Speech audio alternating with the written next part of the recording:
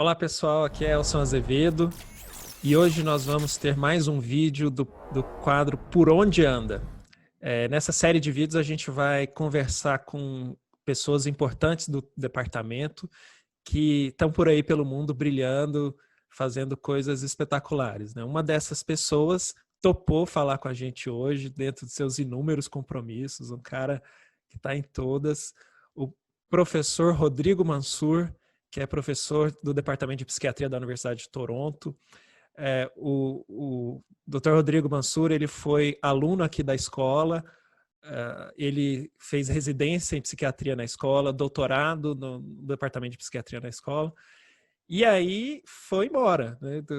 Os grandes cérebros são perseguidos aí nas grandes universidades do mundo, e roubaram aí o professor Rodrigo Mansur da gente. Mas é um grande prazer poder falar com você, Rodrigo. Deixa eu mostrar a você que eu tinha deixado o suspense aqui, você não aparecendo, mas agora tá de volta. Rodrigo, e aí, cara? Prazerzão falar com você. Como é que você tá aí Olá, no Canadá? tudo ótimo. Prazer fazer isso, Elcinho. Prazer ver você conversar com você hoje. Não, muito bom.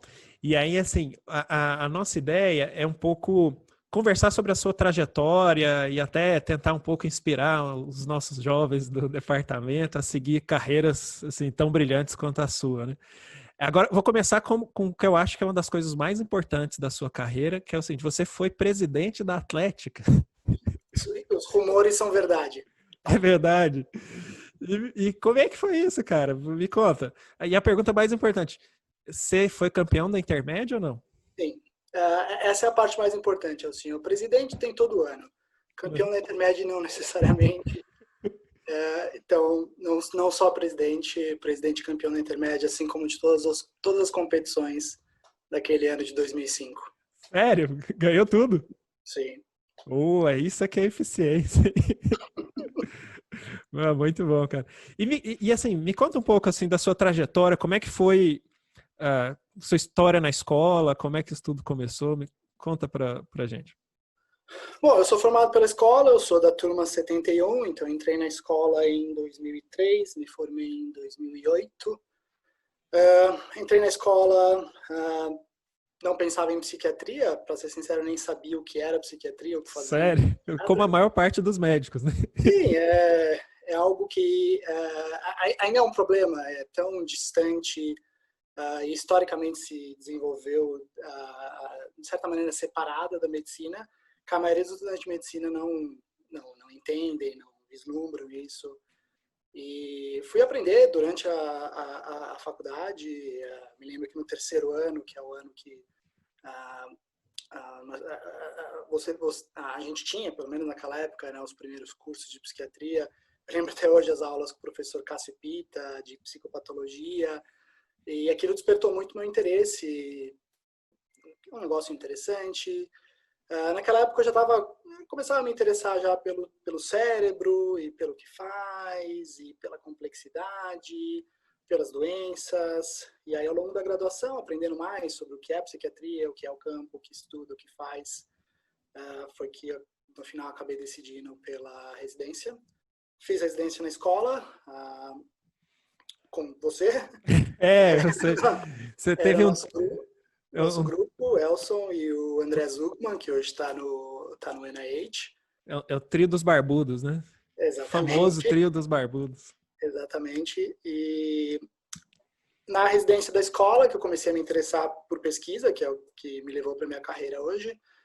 Eu me lembro, nós três, passando pelo ProESC, depois tendo contato com o LINC, que é o Programa de Esquizofrenia, que tem uma tradição muito forte em pesquisa clínica, em pesquisa em neurobiologia, tentando entender os substratos, os mecanismos das doenças mentais. E jovem, né, achando tudo aquilo fascinante e querendo aprender mais, explorar Uhum. mais, e a partir daí que acho que é a carreira de pesquisa que realmente começou. Boa, boa. Assim, como é que foi essa mudança para o Canadá? Assim, como é que aconteceu? Porque no fundo a gente está numa briga agora assim para os grandes cérebros ficarem, né? Como é que foi que a gente perdeu, cara? foi muito acaso, né? Eu comecei a trabalhar com pesquisa durante a residência e comecei a trabalhar com a professora Elisa Britsky, que eventualmente foi a supervisora do meu doutorado. E ela desenvolve um trabalho pioneiro com a ideia de inflamação na psiquiatria, o papel da inflamação nas doenças mentais. E o Canadá acontece de ser um centro também dessa área, algumas pessoas aqui, alguns professores aqui que também trabalham nessas ideias. E ela conheceu num congresso esse professor chamado Roger McIntyre, conectou a gente. A residência da escola sempre foi muito conectada com o mundo, né, e sempre incentivou que os residentes, que os seus alunos tivessem essas experiências, essas trocas com centros do mundo, com centros dos Estados Unidos, com centros na Europa, em Londres, por exemplo. Uhum. Então, a gente tinha, durante a residência, um período eletivo para passar fora. Eu usei esse período para vir para o Canadá, conheci esse professor, a gente continuou trabalhando, fez contato. Você foi para o laboratório do professor Roger McIntyre? Para a clínica, né? É um centro de pesquisa clínica. E continuamos trabalhando depois que eu voltei, terminei a residência, comecei o doutorado e aí apareceu a oportunidade de vir fazer um fellowship aqui, que aqui é como se fosse um treinamento, é como se fosse uma sequência da residência, mas esse meu fellowship tinha também um aspecto de pesquisa que me interessa ainda, e eu vim para ficar originalmente 2 anos e acabamos se dando bem aqui, e tenho uma boa relação de trabalho com esse grupo e produzindo coisas interessantes. E 2 anos viraram 7 8? já. Nossa, velho. Dureza, viu? Faz falta aqui, Rodrigo. Não, sinto muita falta também. É o que você estava falando, eu sou da escola, eu me formei na escola, eu nunca nunca passou pela minha cabeça fazer minha carreira em qualquer outro lugar que não a escola. Meu objetivo eu fiz meu doutorado aí, era continuar aí. Nem sempre a gente consegue seguir os planos que a gente tem quando a gente é mais jovem, mas ainda sinto muito falta e quem sabe um dia a gente não volta. Opa, ia ser bom, hein? Se você tiver um empreguinho para mim um dia... Não, eu não sei, mas o chefe do departamento, se você piscar o olho aqui, já tá de volta. Mas assim, me conta um pouco do que você está fazendo agora, quais são as coisas mais, assim, que mais te interessam nesse momento, o que você enxerga para o futuro aí das suas pesquisas? Então, a minha linha de pesquisa é focada em causas e mecanismos de doenças mentais. Hoje eu tenho trabalhado primariamente com transtornos do humor, principalmente transtorno bipolar. A minha área específica é o potencial das vias metabólicas, especialmente do metabolismo energético, que envolve desde a mitocôndria, que é o gerador de energia da célula, até vias de sinalização hormonais, principalmente insulina, por exemplo, que é um dos hormônios chaves aí de conexão entre o corpo e o cérebro, e tem papéis essenciais no funcionamento básico do cérebro. A ideia é explorar como essas vias, como essas moléculas afetam pessoas que têm doenças mentais, se elas têm um potencial, por exemplo, disfunção nessas vias de causar uma doença mental, e se isso for verdade, que impacto clínico isso teria, como é que a gente veria isso fenotipicamente, comportamentalmente. E a consequência é se existe de fato um papel para essas vias, se a gente consegue manipulá-las com objetivo terapêutico. Então, muito do nosso trabalho é tentar traduzir isso em novos tratamentos.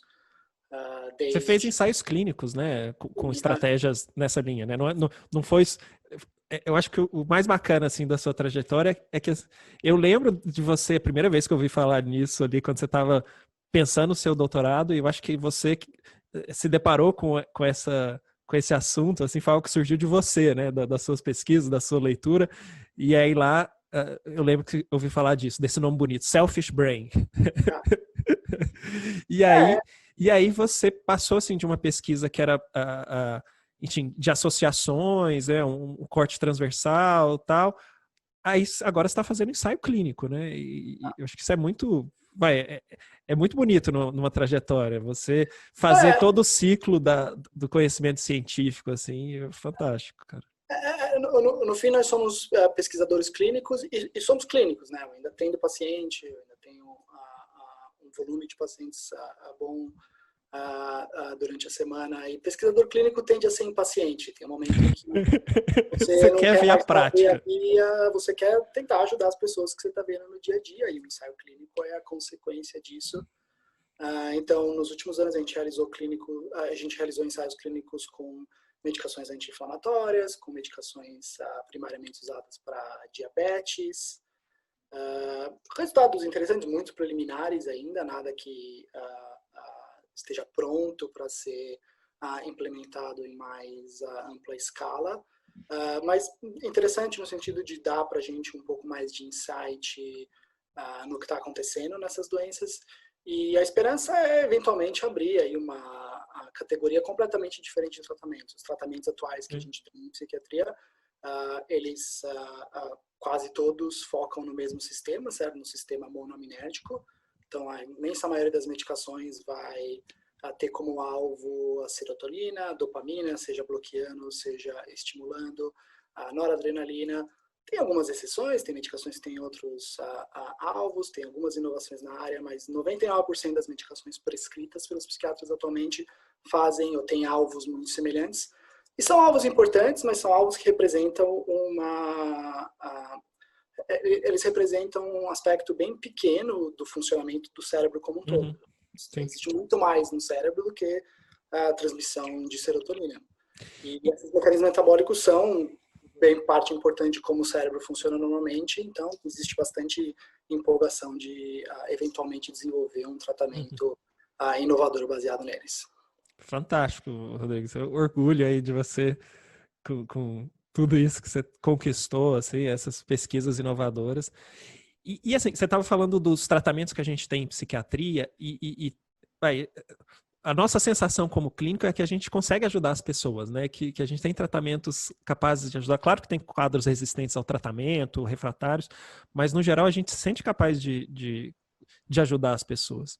Ao mesmo tempo, a gente acompanha aí a carga de doenças mentais, o tanto que as doenças mentais geram incapacidade para a sociedade, né? Alguns países estimando em 5%, 6% do PIB o custo direto e indireto das doenças mentais. E parece que os nossos tratamentos não conseguiram reduzir a incapacidade, né? Assim, e nos últimos anos, como você falou, poucos avanços, poucas novas drogas usadas em larga escala, como se a gente tivesse, acho que é o drug deadlock, né? No meio que travado, no beco sem saída aí de novas drogas. Qual que você acha que é o caminho assim, científico? Por que a gente ficou nessa de não conseguir sair do mesmo? E mesmo quem está pensando fora da caixa, como você, tem dificuldade assim, de que uma nova estratégia atinja o amplo mercado. Né? Um dos principais desafios aqui é entender melhor as causas, certo? Os tratamentos que a gente tem atualmente, e você está certo, eles ajudam muita gente. Existe um percentual significativo dos nossos pacientes que melhoram, respondem bem, toleram bem os tratamentos. Mas a gente tem que reconhecer que existe uma outra população também bastante significativa que ou não responde completamente bem, está um pouquinho melhor, mas não recupera, ou vai ter uma recaída daqui a pouco. Existem, infelizmente, algumas pessoas que simplesmente não se dão bem com o que a gente tem atualmente. Isso é um sinal bem claro que a gente precisa de mais e melhor. Nada contra o que a gente tem hoje, tem que ser mais bem usado, tem que ser mais usado e mais bem usado, mas existe ainda um gap, existe ainda um espaço em que a gente precisa ampliar o nosso conhecimento. Uma das limitações é o conhecimento limitado que a gente tem sobre as causas. Os remédios que a gente tem hoje, eles foram achados mais ou menos pelo acaso. Claro, o desenvolvimento deles a partir disso foi através do trabalho de centenas de cientistas, não minimizando isso, mas não é que eles foram achados baseado numa ideia que a gente tem sobre as causas da doença. Eles foram achados porque, assim como a acetamina, que é uma das inovações de hoje, eles tinham outros propósitos e os cientistas acharam que essa medicação que inicialmente era um anestésico ajuda pessoas que têm transtorno de humor ou têm funções antipsicóticas e assim. Nenhum tratamento até hoje foi desenvolvido baseado no que a gente sabe sobre as causas e os mecanismos das doenças. E é por isso que um dos ímpetos do nosso trabalho é entender melhor o que realmente causa essas doenças. Uma das dificuldades, porém, é que não tem nada mais complexo do que o cérebro humano, particularmente nas funções afetadas pelas doenças mentais, humor, emoções, pensamentos. Isso é o que há de mais complexo do órgão mais complexo humano. Então, existe aí uma dificuldade inerente de desenvolver. Mas eu acho que tem um desafio particular do momento que a gente está vivendo hoje, que é uma falta de teorias. Falta de teorias. Há uns anos atrás você tinha a teoria monoaminética da depressão, por exemplo, que é uma teoria que a gente sabe que é incompleta e não é o suficiente, por isso que tem sido menos usada hoje. Mas pelo menos era uma teoria, era uma tentativa de se explicar baseado nos efeitos dos remédios que a gente tinha. Você tentava se extrapolar por uma ideia do que causava, por exemplo, a depressão. Hoje a gente sabe que a teoria monoaminética é incompleta ao ponto de não ser muito útil, infelizmente, mas nenhuma ideia substituiu. Uhum. E aí, do ponto de vista de pesquisa, do outro lado, a gente tem sido inundado por dados. Sim. Você tem estudos de larga escala com neuroimagem, então você tem centenas de milhares de pessoas que fizeram neuroimagem, com genética completa, você tem genoma, o epigenoma, o transcriptoma, você tem todo tipo de biomarcador, você tem alguns estudos longitudinais, apesar de ser um buraco, ainda faltam muitos estudos longitudinais nessa área, mas existem dados, não tem faltado dados brutos para a comunidade trabalhar.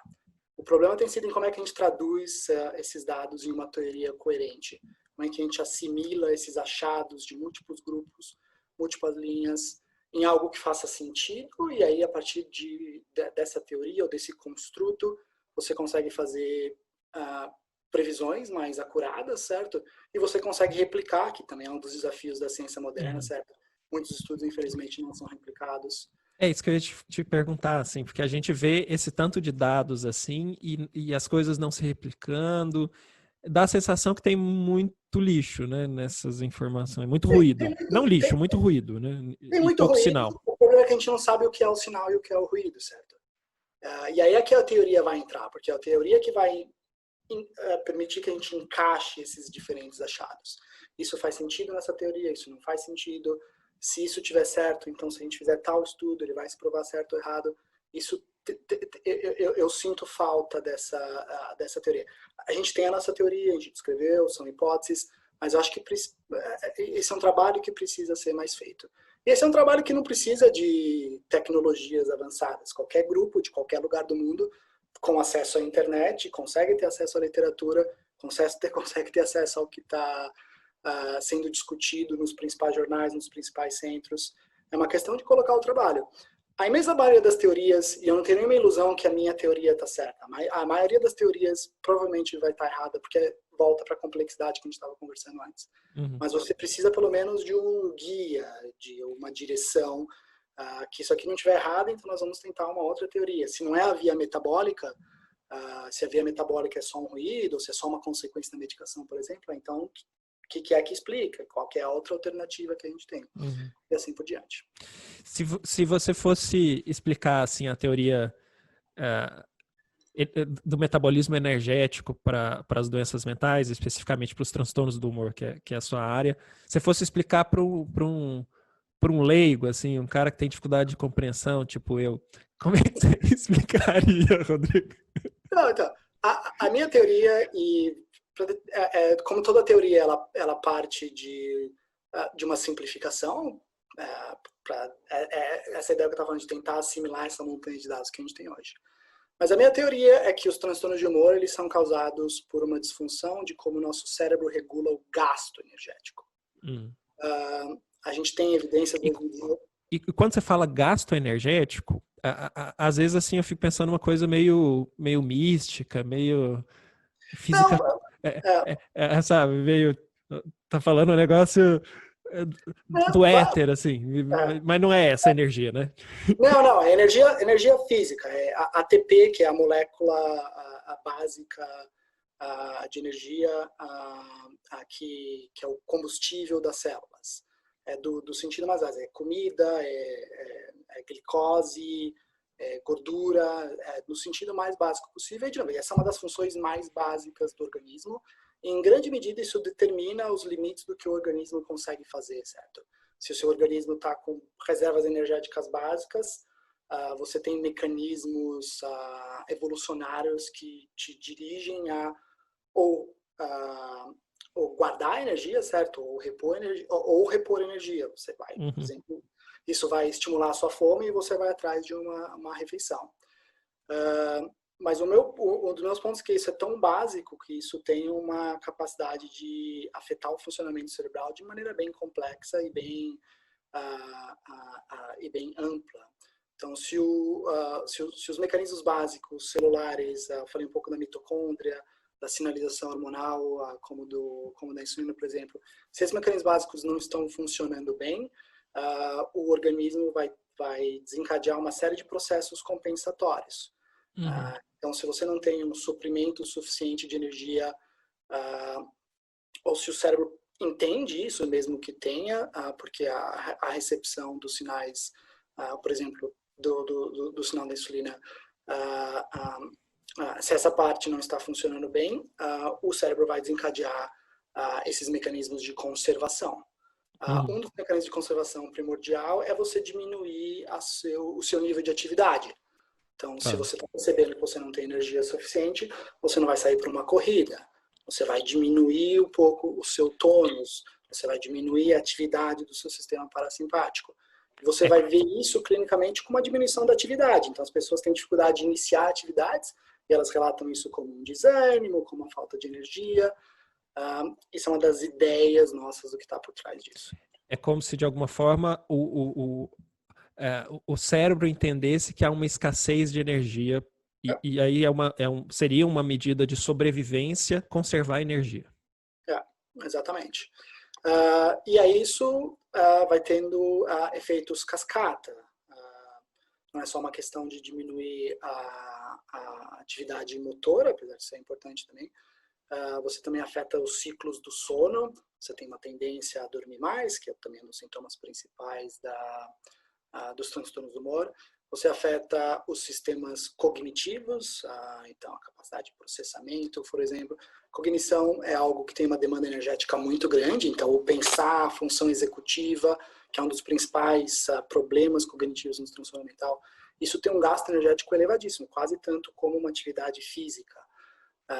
Então essa é uma das funções que é primariamente afetada se você tem uma disfunção desses sistemas energéticos. E você acha que esse tipo de raciocínio, assim, e você já tem sei lá, se você fosse, não sei se você ainda é contado como um pesquisador da escola, mas se você fosse, você estaria no top, sei lá, 10 dos caras que mais publicam na escola paulista, né? E assim, com esses dados todos, toda essa bagagem que você já adquiriu, pensando sobre esse metabolismo energético, o impacto disso nas doenças mentais, faz algum sentido pensar em, por exemplo, estratégias alimentares ou dietéticas assim que pudessem influenciar no transtorno mental? Faz sentido. Essa é uma das. Então, esse é um sistema complexo, é um sistema que envolve diferentes elementos, certo? Não existe só uma organela ou uma célula no cérebro que regula tudo isso, não. Isso é uma interação complexa entre diferentes entidades, células, moléculas, circuitos, até o organismo como um todo. E isso oferece para você a oportunidade de intervir em diferentes pontos desse sistema, certo? Você pode ter, por exemplo, uma intervenção que vai ter como alvo diretamente a mitocôndria, isso tem sido proposto, isso tem sido testado, mas você pode Como é que é uma intervenção que age na mitocôndria? Esse é o problema, a mitocôndria é extremamente complexa, certo? Dentro dessa organela única, existem centenas de nodos de funcionamento que podem ser afetados por intervenções.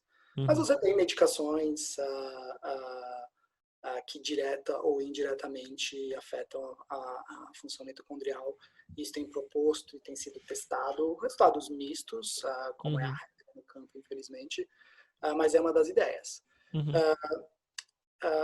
Da mesma maneira, você pode também tentar intervir através dos sistemas de sinalização periféricos, como a sinalização da insulina, a sinalização da leptina, da grelina, e essas são diretamente afetados pela dieta, tanto pela quantidade, tanto quanto pela qualidade da ingesta. Então, a quantidade de calorias que a pessoa está consumindo, mas também qual é a fonte dessas calorias. Então, você pode ter uma dieta com a maior ou menor ingesta de carboidratos, você pode ter dietas mais extremas com pouquíssimo para quase zero ingesta de carboidrato e compensar com maior ingesta lipídica, que é a dieta cetogênica, que também é algo que está mais aí mais em voga e trazendo mais interesse. Tem um jejum intermitente também, não sei se faz algum sentido do ponto de vista cerebral essa história. Faz sentido, porque não é só também o quanto você come, não é só o que você come, mas tem algo também sobre os ritmos alimentares. Então, os transtornos de humor, eles têm um componente circadiano bastante importante. Na verdade, o funcionamento geral, certo? Ninguém tem, por exemplo, o mesmo humor ao longo do dia da mesma maneira. Todo mundo flutua, todo mundo responde às coisas que estão acontecendo, todo mundo responde aos sinais do ambiente, à luz, à temperatura. Muito disso determina os nossos ritmos básicos de atividade, de ingesta calórica, de sono, etc. Então, existe uma oportunidade de outra oportunidade de intervenção. Talvez você não precisa modificar necessariamente a sua ingesta calórica durante o dia, mas você modifica conforme os seus ritmos, tenta achar um ritmo que funcione melhor para você, dependendo da situação. São ideias que fazem sentido. A dificuldade na psiquiatria é que transformar as ideias que fazem sentido em evidências concretas de eficácia, certo? A história da psiquiatria é repleta de ideias que fazem sentido que, infelizmente, não se transformaram numa realidade. Nada, né? Então, e essa é só a palavra de cautela. São áreas de pesquisa interessantes que devem ser desenvolvidas. Eu acho que um estudo com dieta cetogênica bem feito, eventualmente, tem que ser feito. E essa é uma coisa que a gente tem trabalhado com a professora Elisa Brits, que ela tem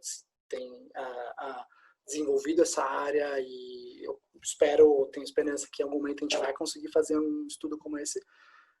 Mas a gente precisa do estudo. É o estudo que vai dar para a gente a evidência que a gente precisa para realmente recomendar. Vamos usar isso como tratamento para essa pessoa com esse problema. Sim, por enquanto é por sua conta e risco, né? Não tem uma... Então, por enquanto a gente não só pode... uma ideia. Mas a ideia da intervenção é que ela faça algo significativo. Então, a dieta cetogênica não é só uma dieta, sabe? Não é só uma questão de estilo de vida. A gente tem razões para acreditar que é algo que faz coisas significativas no cérebro. Sim. Então, a gente precisa ter a segurança que os efeitos estão na direção que a gente quer, que a gente possa recomendar para as pessoas. E para fazer isso, precisa medir, né? Sim, precisa do rigor científico. E assim, como é que você enxerga suplementos, né? Porque você tem um complexo de vitaminas, minerais, que estão envolvidos na cascata de reações, por exemplo, do ciclo de Krebs, né? E aí você está pensando no metabolismo energético também por essas vias, né? Os cofatores que são importantes no metabolismo. Como é que você enxerga essas estratégias? Eu acho interessante. Eu sou um pouco cético em relação a elas, pelo simples motivo. Acabei de dar uma aula de psiquiatria nutricional no congresso do departamento. Mas como eu estava falando, existe uma diferença entre ser cético e algo não ter evidência. A gente não tem, pelo contrário, tem algumas evidências até que são positivas em relação a suplementos. Eu sou só um pouco cético porque a dieta moderna de uma pessoa que vive em São Paulo ou que vive em Toronto, uma pessoa média, claro que existem os extremos, infelizmente, de desnutrição ou de a condição socioeconômica, mas uma pessoa com uma dieta normal no mundo de hoje tem toda a vitamina que ela pode precisar. Não é difícil hoje em dia você conseguir um nível suficiente numa dieta regular de vitamina B, por exemplo. Claro, você pode criar um racional em cima de talvez a gente precise de níveis suprafisiológicos de tal vitamina ou de tal cofator. Algumas dessas ideias fazem sentido, mas de maneira geral duvido que falta de vitamina seja um problema sério, ou seja, uma Sim, causa sim, comum. sim. Enfim, eu acho que você está cortando minhas asinhas aqui. Existem alguns desses suplementos, por exemplo, a N-acetilcisteína, tem, hoje em dia, uma dúzia de ensaios clínicos Não de acabe com os meus sonhos. É, né, cara, mas muito bom. Assim, me fala um pouco, eu acho que a gente falou um pouco aí das ideias, da ciência, mas me fala como é que você enxerga, assim, com essa perspectiva que você está há vários anos no Canadá e atendendo pacientes, né? Que avaliação que você faz tendo experiência aí com o sistema de saúde, especialmente o sistema voltado para a saúde mental no Canadá, em comparação com o que a gente tem aqui no Brasil? O que você pode dizer dessa comparação? Não, é difícil fazer uma comparação porque o sistema é muito diferente. Aqui é de fato um sistema público único. Uhum. Não existe um sistema privado aqui, né? Então, todo mundo, todo cidadão aqui, todo morador legal, obrigatoriamente tem o seguro saúde público, normalmente é administrado pelas províncias. Então, é como se o estado de São Paulo tivesse o seu seguro saúde, financiado pelos impostos das pessoas, sem custo para as pessoas no ponto de cuidado. Então, Uhum. ninguém paga aqui para ver um médico, por exemplo. Você vai no hospital, você faz um exame, você faz uma cirurgia. Nada disso tem custo para ninguém. Uhum. Então, isso acaba criando um sistema bastante diferente. Quer dizer, aí não pode ter saúde suplementar. Para Por os exemplo, aspectos básicos da medicina, não. A saúde suplementar existe para coisas que os seguros não cobrem. Então, por exemplo, o seguro não cobre optometrista. Então, se eu quiser fazer um óculos novo, eu tenho que pagar para fazer o exame de vista para acertar meu óculos. Mas se eu tenho uhum. uma doença ocular, aí sim, o oftalmologista é coberto, porque isso é considerado medicina básica. Uhum. Na psiquiatria, as consultas psiquiátricas são todas cobertas, mas o sistema não cobre psicoterapia. Ah, é? Nem se for administrada pelo psiquiatra. Entendi. Ele cobre consulta psiquiátrica, mas não a prática de psicoterapia. Uhum. E essa é um debate grande aqui. É difícil você fazer um sistema de saúde mental público para todo mundo sem oferecer um dos tipos de tratamento mais importantes. Sim. Então, os hospitais cobrem, a gente tem um grupo de psicoterapia no nosso hospital, que é o hospital que cobre, então não tem custo para os pacientes, mas é limitado, essa ainda é um buraco bem importante. Uhum. E do ponto de vista de como saúde mental funciona aqui, é bem centrado nos psiquiatras. Existe acho que existe uma necessidade de expandir para outros profissionais de saúde que tem um papel fundamental no fornecimento dos serviços básicos, certo? Como o exemplo da psicoterapia. Uhum. Então, assim, tem problemas também, né? Não é que a gente olha e acha que aí é que é o paraíso, assim. Porque aqui no Brasil a gente se sente lascado, né? Você olha para o que a gente tem de serviço público e a estratégia principal, que ainda é a estratégia do modelo de CAPS, né? E os CAPs, na verdade, conseguem ter uma cobertura muito reduzida da população. Então, a maior parte da população não tem cobertura por essa unidade de saúde, né? E a gente se sente, por exemplo, no CAISM, que a gente tenta fazer um atendimento de excelência, mas um pronto-socorro porta aberta que vira o caos, né? Você não consegue ter uma população carente de uma assistência que é uma assistência não de emergência, mas que procura o pronto-socorro porque não encontra outro local.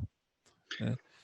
Aqui não existe nada equivalente ao CAPS. Existem serviços de, por exemplo, hospital-dia, para essa população mais grave, com psicoses crônicas e etc., que precisam de cuidados mais intensivos, sem necessariamente precisar de uma hospitalização. Isso, claro, existe aqui, isso que seria o equivalente ao CAPS, mas não existe no sentido de como a política de saúde mental. não é baseado no CAPS. O que eu, para ser sincero, acho que faz sentido, porque você precisa de um CAPS, um serviço tipo do CAPS para essa população mais grave, mas essa população mais grave era pequena, ela é óbvio que ela existe e precisa ser cuidada, mas ela não é a maioria das pessoas que sofrem de doença mental. A maioria das pessoas que sofrem de doença mental tem casos leves a moderados, que precisam de tratamento, mas não precisam dessa intensidade do CAPS, de passar o dia, ou dessa equipe profissional. Não, e sendo justo, assim, o modelo aqui no Brasil preconiza que esses casos que não sejam do CAPS estejam na atenção primária, né? E que é delicado também, né? Mas a atenção primária não é preparada para isso. A gente falou lá no começo, como os alunos de medicina, e, portanto, os médicos gerais, os médicos de família, têm muita pouca exposição, tem pouco treinamento em saúde mental e não se sentem capacitados, não se sentem que tem o suporte necessário para lidar com casos que passam leve, certo? Você existe aí esse buraco entre o CAPS e a assistência básica de casos moderados, que são, na verdade, o mais comum, e onde tem a maior necessidade de você ter um ambulatório, de você ter um psiquiatra, de você ter uma equipe multidisciplinar, etc. E essa população que é a mais carente de serviços aí. Você trabalhou, antes de ir para o Canadá, você trabalhou no AME Vila Maria, né? Que é a gente tem orgulho aqui, né? Que enfim, muito ligado ao departamento, não é exatamente do departamento, mas as pessoas do departamento, uma ideia gestada pelos professores do departamento.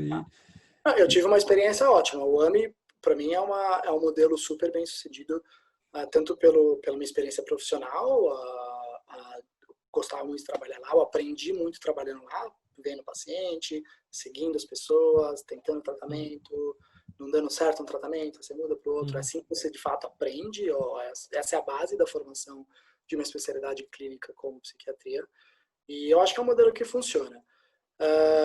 Eu tenho o meu viés nessa área, que parte do AME, ou muito envolvido no AME e agora no CAISME, é um familiar meu, colocar assim.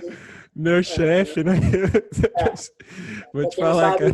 Para quem sabe, meu pai nasceu em Mansur, dos hospitais afiliados da SPDM, ao longo dos anos, mais e mais envolvido pela psiquiatria. Você acha que foi por sua causa que ele se despertou assim, o interesse para a saúde mental? Eu não sei se eu ajudei ou se eu atrapalhei.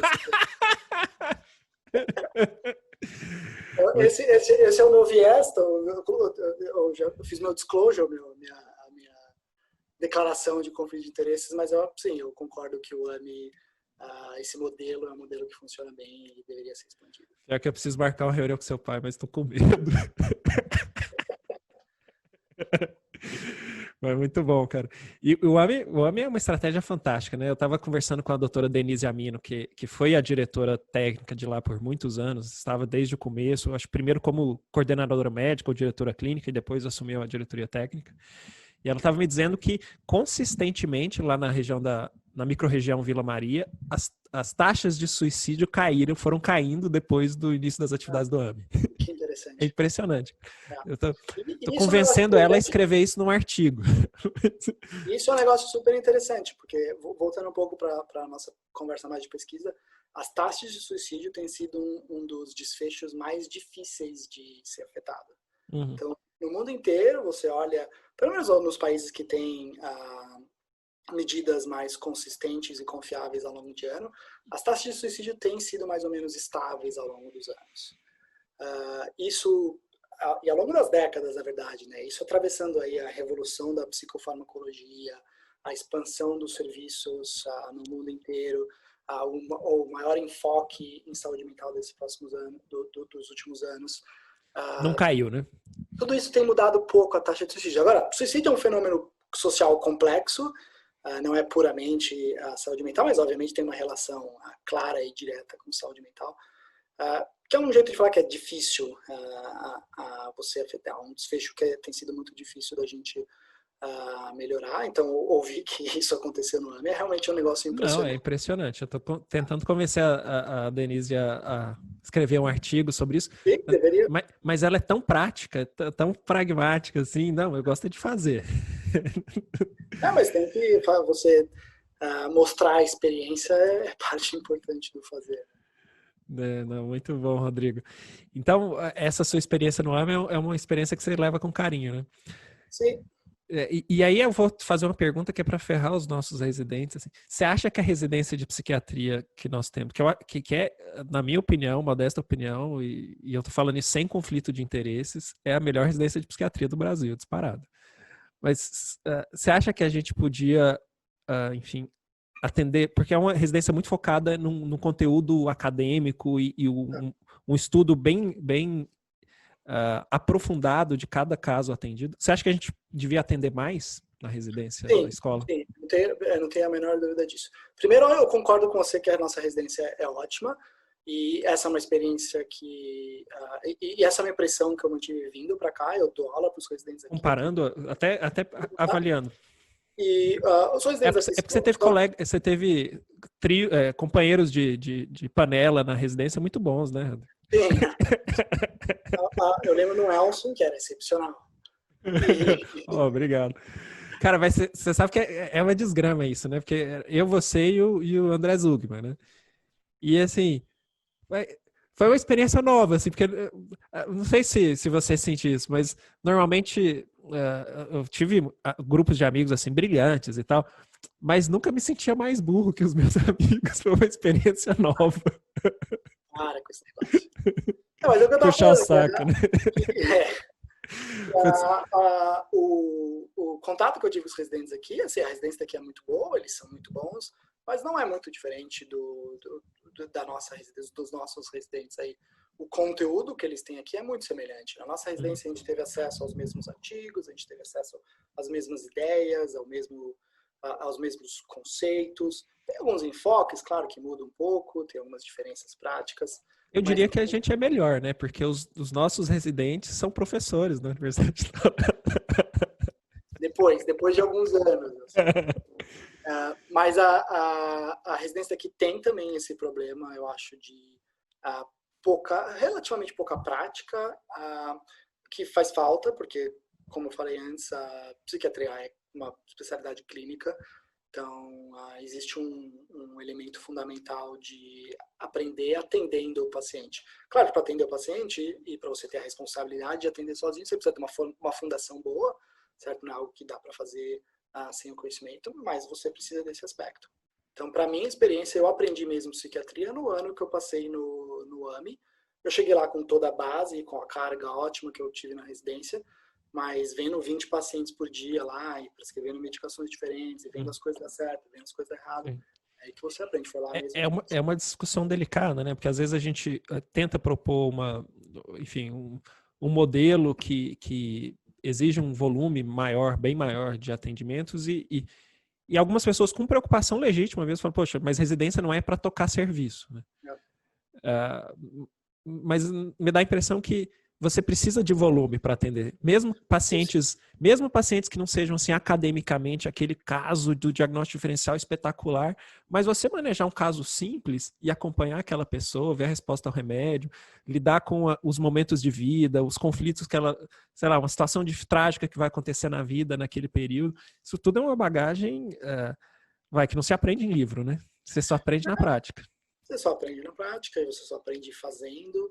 E você só aprende mesmo como a sua intervenção está funcionando, seja lá quando for, quando você vai fazer 50 vezes. Não tem outro jeito.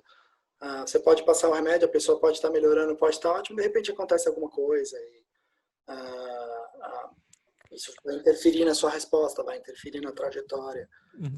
E tem algo não sei se eu estou muito filosófico, mas tem algo do cuidado médico, ou do trabalho do médico que transcende até a parte, assim, somente a parte do conhecimento técnico, né? Que é algo ali da relação humana, né? Que você estabelece. Isso é absolutamente essencial em todas as áreas da medicina, especialmente na saúde mental. Muito do que a gente faz é esse cuidado mais humano, esse apoio. Na área científica a gente usa o termo placebo, certo? Mas o placebo é um código para todas, para todos os aspectos do contato entre médico e paciente que não envolve diretamente aquela intervenção, seja o remédio ou seja a terapia. E um dos fatos que as taxas de resposta a placebo são sempre altas, a maioria dos ensaios clínicos, ou que placebo geralmente funciona em estudos, é porque todos esses aspectos que a gente codifica como placebo, do contato para o médico, de ver uma pessoa, de ter uma conversa, isso tem um efeito extremamente positivo na saúde mental. Sim. Então, desenvolver essa parte, aprender a aplicar, isso é essencial para qualquer psiquiatra. E aí precisa de contato, né, com as pessoas, com pacientes. Cara, fantástico, Rodrigo. Puxa, que prazer falar com você. Eu tava com saudade mesmo. Tem tempo que a gente não se fala, né? Tempo demais. Então.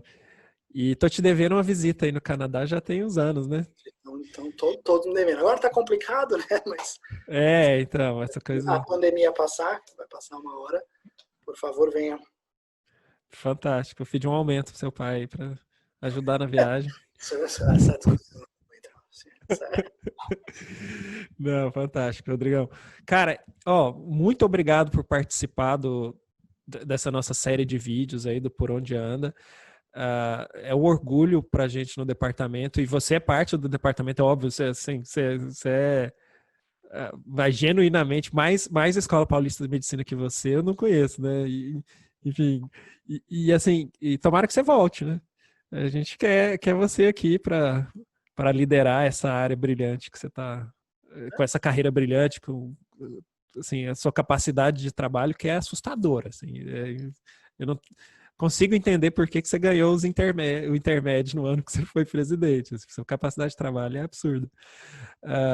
E aí eu queria que você assim, terminasse com as palavras finais aí, e o objetivo desse vídeo tem a ver um pouco com os nossos jovens talentos lá no departamento, né? As pessoas que têm ideia, que estão começando, os nossos residentes, pessoal que está começando na pós-graduação, mesmo os nossos alunos de graduação, os alunos da escola que se interessam por psiquiatria, e que olham para caras como você, assim, e falam, putz, isso aqui me inspira, né? Então, o que você diria aí para esses alunos? Primeiro, obrigado pelas belas palavras. Eu sempre falei que eu não saí por estar insatisfeito aí, eu não saí porque estava infeliz aí, acabei saindo por uma oportunidade única que acabou aparecendo aqui. E o professor Roger McIntyre é um cara fantástico, né? Então, não só ela é uma pessoa muito produtiva, mas também teve a sorte de encaixar o que ele estava fazendo com o que eu queria fazer. Foi uma oportunidade, de novo, única que apareceu. Então, esse foi o principal motivo pelo qual eu saí e não voltei ainda. Eu adoraria voltar, eu tenho orgulho de ser da escola e, de fato, é parte importante da minha carreira, da minha identidade. Como você sabe, minha família é da escola, meu pai é da escola, meu irmão, minha esposa. Nasciminha. Todos nós somos produtos desse ambiente. E eu adoraria um dia voltar. Não custa ter esperança de voltar com condições de continuar fazendo um trabalho de impacto e um trabalho importante. Não que deixar claro, não que não seja possível, aí pelo contrário muitas pessoas aí fazem trabalho de qualidade, de impacto internacional. A gente sabe as dificuldades que tem de se fazer pesquisa no Brasil, que infelizmente se acentuaram nesses últimos anos, mas não minimizar o trabalho que as pessoas fazem aí. E o trabalho que eu faço hoje é continuidade do trabalho que pessoas estavam fazendo há 10 anos, 15 anos. É um legado, né? A gente carrega, é aquilo, né? Você pega caras como o professor Jair Mari, o professor Rodrigo Bressan, inúmeros, professor Marcelo Feijó, todo mundo, professor Marcos Ferraz, professor Itiro, e o professor Del Porto, caras professora Latifi, professor Sérgio Blay, todo mundo que construiu essa possibilidade para a gente... O que a gente tenta fazer é dar continuidade. Então, eu falei da inspiração que foram as aulas do professor Cássio Pita, uma inspiração na residência foi a professora Ana Chaves. Professora Ana Chaves, fantástica. O professor Rodrigo Bressan, eu falei um pouco do ProESC, do Link, ele era e é ainda a liderança nessa área, e alguém que estimulou e devo muito da minha carreira hoje para ele. As pessoas que a gente conheceu, trabalhou, viraram professores depois, professor Ari, professor Pedro Pan. Todas as pessoas tiveram influência na nossa carreira e tem um impacto no que a gente está fazendo hoje. Fantástico, Rodrigo. Cara, muito obrigado pela participação. Um grande abraço aí para você. Manda um beijo para Mauro, para os meninos. É sempre legal falar contigo, ver você. E um orgulho mesmo, cara, sua trajetória de sucesso aí. Me sinto parte dessa história. Mas você. E obrigado de novo, obrigado pelas palavras. Foi um prazer fazer isso, Elson. E o que vocês precisarem, o que o departamento precisar, eu sempre estou à disposição. Eu tenho uma dívida grande com o departamento e é sempre um orgulho e um prazer trabalhar com as pessoas aí. Depois a gente vai mandar uns residentes aí para você. Pode mandar. Posso pedir os bons? Não pode, não tem escolha, não. A maioria é bom. Eu sei só tem bons. Eu sei que uma escolha aleatória vai vir alguém bom. Beleza. Rodrigão, valeu, cara. Abraço. A gente se fala aí. Tchau, tchau. Abraço. Manda um beijo pra Gratia. Assim. Manda sim. Heitor. É, isso aí. Falou, tchau, tchau.